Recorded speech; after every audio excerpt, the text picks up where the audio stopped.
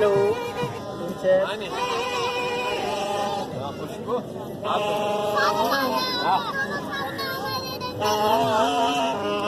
Today I am spending too much time with children right here and children fathers also here.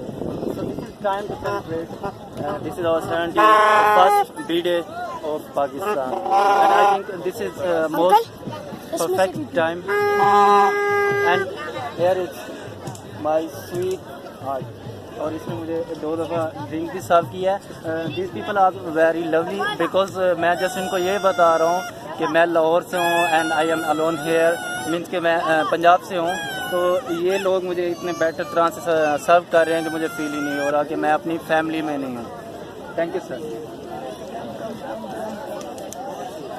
ये देखें यहाँ पर आ रहे हैं लिटिल प्रिंस एंड प्रिंसेस.